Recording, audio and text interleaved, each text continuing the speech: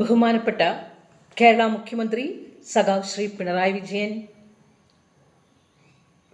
അതിദാരിദ്ര്യ മുക്ത കേരളമാണ് എന്ന് നമ്മുടെ പ്രഖ്യാപിച്ചുകൊണ്ടിരിക്കുകയാണ്. നമ്മുടെ സംസ്ഥാനത്ത് നിന്ന് കൊടും ദാരിദ്ര്യം തുടച്ചു മാറ്റപ്പെട്ടു എന്ന് അദ്ദേഹം ഔദ്യോഗികമായി പ്രഖ്യാപിക്കുന്നു. അതിനെ കേരളം രൂപീകൃതമായ ദിവസം തന്നെ അദ്ദേഹം തെരഞ്ഞെടുത്തു. വളരെ ബുദ്ധിപൂർവ്വം നവംബർ 1 കേരള ഒരു സ്റ്റേറ്റായിട്ട് രൂപീകൃതമായി, സംസ്ഥാനമായി. അന്നേ ദിവസം തന്നെ വേറൊരു പൊന്തൂവൽ കൂടി കേരളത്തിന് അദ്ദേഹം അലങ്കരിക്കുകയാണ്. അതിദാരിദ്ര്യ മുക്ത കേരളം എന്ന് പറഞ്ഞത്.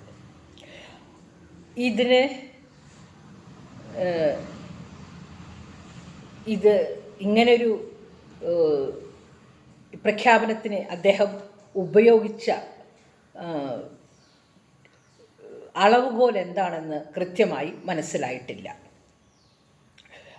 അതിദാരിദ്ര്യം തുടച്ചു നീക്കപ്പെട്ടു എന്ന് പറയുകയാണെങ്കിൽ പോവർട്ടി ലൈനിൽ, ദാരിദ്ര്യരേഖയ്ക്ക് താഴെയുള്ള എല്ലാവർക്കും നാളിതുവരെ കിട്ടിക്കൊണ്ടിരുന്ന ആനുകൂല്യങ്ങളും എല്ലാം തന്നെ, മരുന്നായാലും പലതിൽ നിന്നുള്ള എക്സംഷൻസ് ആയാലും ചികിത്സയ്ക്കായാലും അതേപോലെ റേഷൻ ആണെങ്കിലും ഒക്കെ തന്നെ നാളെ തൊട്ട് കേന്ദ്ര ഗവൺമെൻറ് റദ്ദ് ചെയ്യാൻ സാധ്യതയുണ്ട്.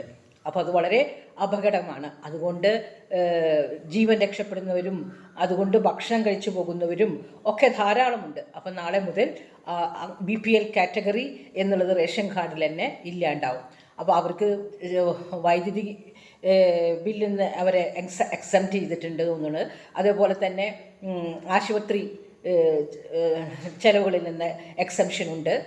അങ്ങനെ പല പല ആനുകൂല്യങ്ങളുണ്ട്. ഒരുപാട് അവരുടെ റേഷൻ വിഹിതം വളരെയധികം കൂടുതലാണ്. അത് തന്നെ ഒരു സോഷ്യലിസ്റ്റ് രാഷ്ട്രത്തിൽ ശരിയല്ല. റേഷനെ മാത്രം ആശ്രയിച്ച് ജീവിക്കുന്ന ഒരു വിഭാഗം ആളുകൾ നമ്മുടെ രാഷ്ട്രത്തിൽ എക്സിസ്റ്റ് ചെയ്യുന്നു എന്ന് പറയുന്നത് തന്നെ നമ്മൾ മുന്നോട്ട് വെച്ച സോഷ്യലിസ്റ്റ് ഐഡിയോളജിക്ക് നിരക്കാത്തതാണ്. നമ്മുടെ കോൺസ്റ്റിറ്റ്യൂഷൻ്റെ പ്രിയാമ്പിളിൽ സോഷ്യലിസ്റ്റ് എന്നുള്ളൊരു സംഗതിയും കൂടി എഴുതി ചേർക്കപ്പെട്ടിട്ടുണ്ട്. അവിടെ എന്തുകൊണ്ട് ചിലർ റേഷൻ ആശ്രയിച്ച് ജീവിക്കുന്നു? അതെന്തുകൊണ്ടാണ്? സമ്പത്തിൻ്റെ നീതിയുക്തമായ വിതരണം ഇല്ലാത്തതുകൊണ്ടാണ് ഈ റേഷൻ ആശ്രയിച്ച് ജീവിക്കേണ്ടത് വരുന്നത്. അത് പ്രത്യേകിച്ച് ഒരു കമ്മ്യൂണിസ്റ്റ് സർക്കാർ ഭരിക്കുന്ന കേരളത്തിൽ അങ്ങനെ അത് ഒരിക്കലും ഉണ്ടാവാൻ പാടില്ലാത്തതാണ്. പിന്നെ ഇത് ഒരു സോഷ്യലിസ്റ്റ് ഭരണകൂടത്തിലെ പാർപ്പിടം, ആരോഗ്യം, വിദ്യാഭ്യാസം, ഭക്ഷണം എന്നിവയെല്ലാം തന്നെ അവകാശമാണ്, ഒരു പൗരൻ്റെ അവകാശമാണ്. അത് ഉറപ്പുവരുത്തുകയാണ് വേണ്ടത്, ആഘോഷിക്കപ്പെടുകയല്ല. അപ്പോൾ ഇത്രനാളും അത് ഉണ്ടായിരുന്നില്ല എന്നുകൂടിയാണ് വ്യക്തമാക്കുന്നത്. അവകാശമായിരുന്നില്ല, അതൊരു വെച്ചു നീട്ടുന്നൊരു ആനുകൂല്യമായിട്ടാണ്. അപ്പോൾ മനുഷ്യന്മാരുടെ അവകാശങ്ങളെ സേഫ് ഗാർഡ് കറക്റ്റായിട്ട് ചെയ്യപ്പെട്ടിരുന്നില്ല എന്നുള്ളതാണ്. പിന്നെ ഇപ്പോൾ പറയുന്നു അത് തുടച്ചു മാറ്റപ്പെട്ടു എന്നും അദ്ദേഹം പറയുന്നു. അങ്ങനെ തുടച്ചു മാറ്റപ്പെട്ടുവെങ്കിൽ അത് സമ്പന്നരെ കൊണ്ടല്ല വിളംബരം ചെയ്യിക്കേണ്ടത്. ഇപ്പോൾ മമ്മൂട്ടി മാത്രമേ വന്നിട്ടുള്ളൂ. കമൽഹാസനും മോഹൻലാലും വന്നിട്ടില്ല. അതിൻ്റെ പിന്നിൽ രാഷ്ട്രീയപരമായ കാര്യങ്ങളുണ്ടോ എന്നുള്ളത് അറിയില്ല, വസ്തുത അറിഞ്ഞിട്ടില്ല. എന്തായാലും അവരെത്തിയിട്ടില്ല. മമ്മൂട്ടിക്ക് ഇടതുപക്ഷത്തിനോട് ചേർന്ന് നിൽക്കുന്ന കാരണം കൊണ്ടായിരിക്കാം മമ്മൂട്ടിക്ക് ഈ കേരള മുഖ്യമന്ത്രി വിളിച്ചുകൂട്ടിയ യോഗത്തിലേക്ക് വരാതിരിക്കാൻ ആരോഗ്യം ഉള്ളിടത്തോളം കാലം തരമില്ല എന്ന് എനിക്ക് തോന്നുന്നു. അതുകൊണ്ട് തന്നെ അദ്ദേഹം സന്നിഹിതനായിട്ടുണ്ട്. അദ്ദേഹത്തിന് പോലെയുള്ള ഒരു സമ്പന്നനെ, അല്ലെങ്കിൽ കമലഹാസനെയോ മോഹൻലാലിനെ പോലത്തെ സമ്പന്നരെ കൊണ്ടല്ല ദാരിദ്ര്യം ഇല്ലായ്മ വിളംബരം ചെയ്യേണ്ടത്. ഇത് ചെയ്യേണ്ടത് വല്ല ആദിവാസി ഊരിലൊക്കെ പോയിട്ടാണ്. അവിടുത്തെ ആൾക്കാരുടെ വീടുകളും അവരുടെ ജീവിത സാഹചര്യങ്ങളും നിലവാരങ്ങളും വസ്തുനിഷ്ഠമായി ജനങ്ങൾക്ക് മുന്നിൽ കാണിച്ച് അവിടെ വെച്ച് വിളംബരം ചെയ്യണം. പിന്നെ ഞാനൊക്കെ ഈ എറണാകുളത്ത് കൂടെ നടക്കുമ്പോൾ ടണല് കുട്ടികൾ, ശിശുക്കൾ ഓരോ ടണലിൽ കിടക്കുന്നത് കണ്ടിട്ടുണ്ട്. തളർന്ന് ചൂട്ടത്ത് മനസ്സൊരുകിപ്പോയിട്ടുണ്ട്. അവിടെ അത് മുറിച്ചു കടന്ന് അങ്ങോട്ട് പോകുമ്പോൾ കുറ്റബോധം കൊണ്ട് ഒന്നും ചെയ്യാൻ പറ്റുന്നില്ലല്ലോ എന്നുള്ള കുറ്റബോധം കൊണ്ട് ഉള്ളുരുകിപ്പോയിട്ടുണ്ട്, നുറുങ്ങിപ്പോയിട്ടുണ്ട്. അത്തരം ആളുകളെ ഇപ്പോഴും നമുക്ക് തെരുവിൽ കാണാം, റെയിൽവേ സ്റ്റേഷനിലടുത്തുള്ള ചാളപ്പരകളിൽ. അപ്പോൾ പാർപ്പിടം, തലചായ്ക്കാനൊരിടം എന്നുള്ളത് കൊണ്ട് അത് പാർപ്പിടമാകണമെന്നില്ല, സുരക്ഷിതമായ പാർപ്പിടം ആകണമെന്നില്ല. അത് എങ്ങനെയാണ് ദാരിദ്ര്യ മുക്തമാവുന്നത്? ദാരിദ്ര്യം തന്നെയല്ലേ ഭക്ഷണം കഴിക്കാനുണ്ട് എന്ന് കരുതി പോഷകാഹാരം കിട്ടിക്കൊള്ളണമെന്നില്ല. ഇപ്പോഴും ആദിവാസി ഊരുകളിലൊക്കെ ശിശു മരണങ്ങൾ ഉണ്ട്. വൈദ്യസഹായം നിഷേധിക്കപ്പെട്ടത് കൊണ്ടുള്ള മരണങ്ങളുണ്ട്. പ്രസവത്തിൽ മരിക്കുന്ന സ്ത്രീകളുണ്ട്. എല്ലാമുണ്ട്. വിദ്യാഭ്യാസക്കുറവുണ്ട്. എല്ലാം ഉണ്ട്. അപ്പോൾ ഈ പറയുന്നത് ഒരു പബ്ലിസിറ്റി സ്റ്റണ്ട് മാത്രമാണ് എന്നെനിക്ക് തോന്നുന്നു. പിന്നെ ഈ ജീവിത സാഹചര്യങ്ങൾ മൂലം, അതായത് അവരൊന്നും ഇതിൽ പെടുന്നില്ല. അതായത് ഒറ്റപ്പെട്ട് ജീവിക്കുന്നവർ, മെൻ്റൽ ഹെൽത്ത് ഇല്ലാത്ത ആൾക്കാർ, അവരൊന്നും ഇതിൽ പിക്ചറിലേ പെടുന്നില്ല. അവരൊക്കെ പട്ടിണി കിടന്ന് മരിക്കുന്നൊക്കെ ഉണ്ട്. ആൾക്കാർ തിരിഞ്ഞു നോക്കാതെ എത്രയോ സ്ഥലങ്ങളിലുണ്ട്. വയോധികരുണ്ട്. അങ്ങനെ പല ആൾക്കാരും പലയിടത്തുമായിട്ട് സ്കാറ്റേഡായിട്ട് ഒറ്റപ്പെട്ട് ജീവിക്കുന്നവരുണ്ട്. അവർക്ക് വൈദ്യസഹായമോ ഭക്ഷണമോ എന്നും പ്രോപ്പറായിട്ട് എത്തിച്ച് കൊടുക്കുന്നൊന്നുമില്ല. അങ്ങനെ ഉന്മൂലനം ചെയ്യപ്പെട്ടുവെങ്കിൽ ഈ ആശുപത്രികളിലൊക്കെ ഒരു നേരത്തെ ഭക്ഷണം ഇല്ലാതെ കിടക്കുന്നവർക്ക് DYFIക്കാർ പൊതിച്ചോറ് കൊണ്ടുപോയി കൊടുക്കില്ലല്ലോ. അപ്പോൾ എന്താണ് അതിദാരിദ്ര്യം ഇല്ലാതാക്കിയെന്ന് പറയുന്നത്? ഈ പാർശ്വവൽക്കരിക്കപ്പെട്ട ആൾക്കാർ തന്നെ, അതേപോലെ തന്നെ ഈ ആശാ വർക്കർമാർ ആകെ കൂടി 233 രൂപയാണ് പെർ ഡേ കിട്ടുന്നുള്ളൂ എന്ന് പറയുന്നു. അവർക്ക് അതുകൊണ്ട് എന്താണ്, അവരുടെ എന്തൊക്കെ ചെയ്യാൻ സാധിക്കും? അവർക്ക് ഓണറേറിയമാണ് എന്ന് പറയുന്നുണ്ട്. എന്താ ഇത്രയും കുറവ് ഓണറേറിയം കൊടുക്കുന്നത്? വേറെ പണിയൊന്നും കിട്ടില്ല എന്ന് ഉറപ്പുള്ളത് കൊണ്ട് അത്തരക്കാരെ തെരഞ്ഞു പിടിച്ചിട്ട് ഇത്തരം പണികൾ ചെയ്യിപ്പിക്കുകയാണല്ലോ, ഇത്തരം ഉത്തരവാദിത്തങ്ങൾ കൊടുക്കുകയാണല്ലോ. നെക്കാപ്പിച്ച കൊടുത്താൽ മതി എന്നുള്ളത്. അത് സർക്കാരിൻ്റെ ഭാഗത്തു നിന്ന് തന്നെ ചെയ്യാന്ന് പറഞ്ഞിട്ടുണ്ടെങ്കിൽ എങ്ങനെയാണ് ഈ സോഷ്യലിസ്റ്റ് ഐഡിയോളജി നടപ്പിലാക്കപ്പെട്ടു എന്ന് പറയുന്നത്? പിന്നെ ഈ അൺഎയ്ഡഡ് മേഖലയിലെ അധ്യാപകരെ പോയി നോക്കിയാൽ അറിയാം.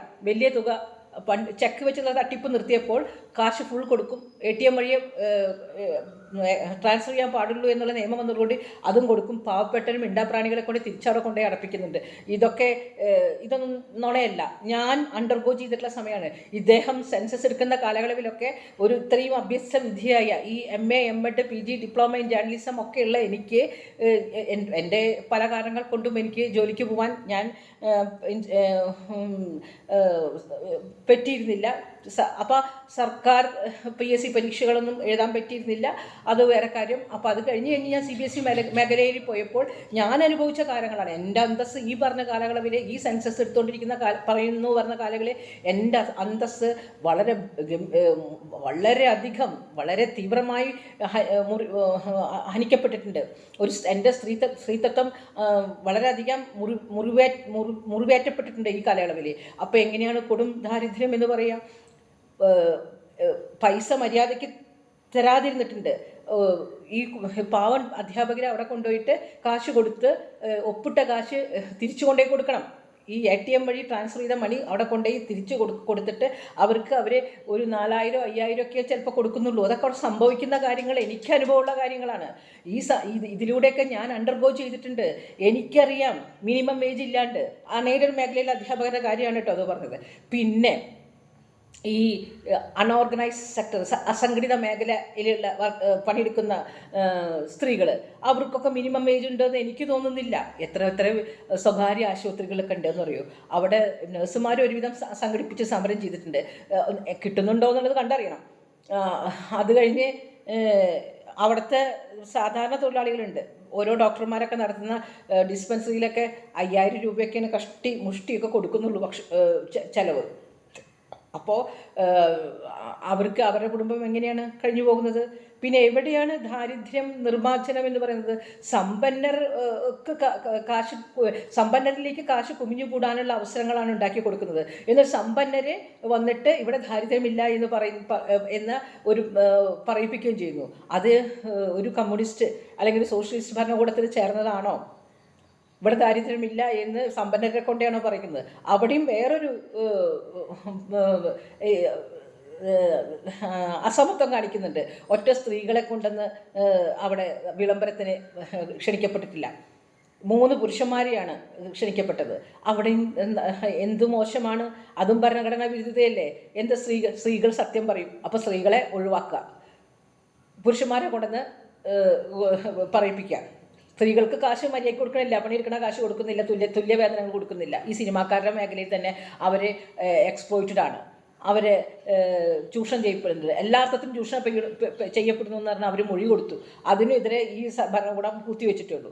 അപ്പോൾ എനിക്ക് ഈ ഭരണകൂടം എന്ന് ഞാൻ പറയുന്നില്ല, എക്സ് ഓർ വൈ, എല്ലാവരും പ്രഖ്യാപനം നടത്തുന്ന ഈ ഭരണകൂടം ആയതുകൊണ്ടാണ് ഞാൻ ഇങ്ങനെ പറയുന്നത്. അപ്പോൾ ഒരു സോഷ്യലിസ്റ്റ് ഐഡിയോളജി, കോൺസ്റ്റിറ്റ്യൂഷൻ്റെ പ്രിയാമ്പിൾ ഇൻക്ലൂഡ് ചെയ്തിട്ടുള്ള സോഷ്യലിസ്റ്റ് ഐഡിയോളജി പ്രകാരം പാർപ്പിടം, ഭക്ഷണം, അതേപോലെ തന്നെ വിദ്യാഭ്യാസവും ആരോഗ്യം, ഇത് 4 തന്നെ ഒരു പൗരൻ്റെ അവകാശമാണ്. അത് ഔദാര്യമായി അത് ഇല്ലാതാക്കി എന്നാണ് അദ്ദേഹം പറയുന്നത്. ഇത്രയും വർഷങ്ങൾക്ക് ശേഷം അതിവിടെ നടന്നു, അതിൻ്റെ ക്രെഡിറ്റ് എനിക്കുള്ളതാണെന്നുള്ളത്. ഒരു വയനാടിലോ ആദിവാസി ഊരിലോ ഈ റെയിൽവേ സ്റ്റേഷൻ പരിസരങ്ങളിൽ കാണുന്ന ചാളപ്പര ഇപ്പോഴും വേണമെങ്കിൽ എൻ്റെ കയ്യിൽ ഫോട്ടോ എടുക്കാൻ, എനിക്ക് വയസ്സായതില്ലേ, ഇങ്ങനെ ചുറ്റിക്കറങ്ങി നടന്ന് ഫോട്ടോ എടുക്കാൻ പറ്റാത്തതുകൊണ്ടാണ്. പറയാനുള്ളത് പറയാം, ഇനി ഇതിന് അധിക കാലമില്ലല്ലോ, അപ്പോൾ പറയാനുള്ളത് പറയാമെന്ന് ഞാൻ കണ്ടു. കഴിഞ്ഞ ദിവസം വരെ ഞാൻ കണ്ടു എന്തൊരു ദാരിദ്ര്യം അനുഭവിക്കുന്ന ആൾക്കാരാന്ന് പറയൂ. ഈ രാഷ്ട്രീയക്കാരും മാത്രം ഇപ്പം പ്രഖ്യാപിക്കുന്നത്, രാഷ്ട്രീയക്കാരും സഖാവ് പിണറായി വിജയൻ്റെയും കമലഹാസൻ്റെയും മോഹൻലാലിൻ്റെയും മമ്മൂട്ടിയുടെയും ഒക്കെ ദാരിദ്ര്യം ഇല്ല, അവരൊക്കെ സമ്പന്നരായി. അദ്ദേഹത്തിൻ്റെ മോഹൻലാലിൻ്റെ